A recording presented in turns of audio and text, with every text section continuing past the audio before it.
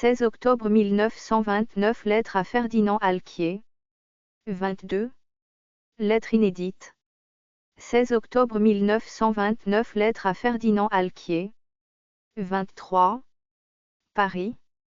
Mercredi 16 octobre 1929. Vous êtes parti, Alquier, vous voulez revenir. Sous quelle pression, sous quelle incitation avez-vous pris cette décision qui n'est peut-être pas mauvaise mais que vous regrettez? Comment m'avez-vous manqué vendredi il y a 15 jours? Que nous serions-nous dit à ce moment? Voilà des questions où je ne m'attarderai pas, pour vous poser seulement.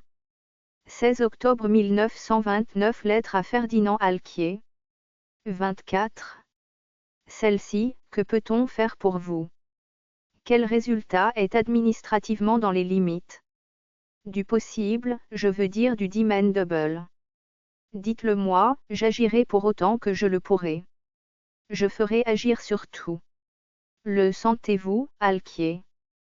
Quelque chose gît au fond de nous, qui, avec nous, mais presque malgré nous, croît et mûrit, qui vit de nous mais nous fait triompher maintes fois de la mort. Presque malgré nous, ai-je dit, cela doit parvenir à être mûr. C'est qu'aussi bien nous ne sommes pas libres d'en hâter la venue, d'en orienter la forme du moins sans dommage.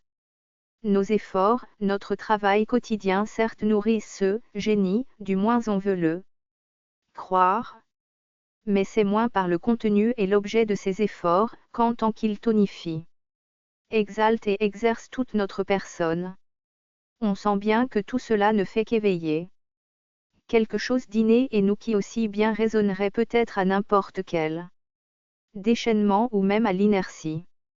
Pourtant cela qui est en nous et qui nous possède, cela ne peut saillir et triompher tant que lui est lié ce qui le rend impur, ce n'est rien moins que nous-mêmes le nous-mêmes. Haïssable, notre particularité, nos accidents individuels, notre profit. Un seul mode d'ascétisme me semble devoir parer à cela, broyer nos désirs contre leur objet, faire échouer notre ambition par le désordre même qu'elle engendre en nous. Je veux dire que rien n'est plus profondément voulu par notre démon, que certains de nos échecs. Jugeons-le à leur taux. Un groupe d'individus qui aurait porté au plus haut point cet assouplissement pourrait entendre que la même voix parle en eux tout. Un ascétisme, celui-là arbitraire, devrait les porter à la laisser parler seulement par l'organe de quelques-uns. Nulle solitude pour l'aventurier de l'esprit, mais seulement des résistances. Elles sont au maximum au moment qu'on pourrait croire les avoir abattues. Ils tiennent enfin cette liberté, pourquoi ils luttent depuis des siècles. Mais ils ne nous montrent plus que des visages vides d'amants séparés de soi-même ou stupides du visage découvert d'eux. L'aimer? Combien y en aura-t-il parmi nous qui sauront s'exécuter? Vous ne devez plus être avant tout que des masques. Numérotez-vous. Pour revenir à des considérations moins elliptiques, je n'ai rien reçu de la revue. Document. Les numéros 3 et 4 parus pourtant, j'aimerais les avoir si l'on m'en faisait le service comme vous me l'aviez promis. J'ai un bénichou sur le point de partir au service. Il est solide. Nous avons parlé de vous. Tout m'est apparu plein de suite.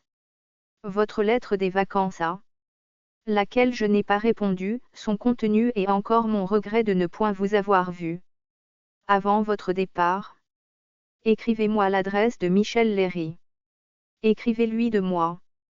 Puis je lui donnerai rendez-vous. Vous devez donner un numéro à Chantier? Oui. À vous. Jacques Lacan.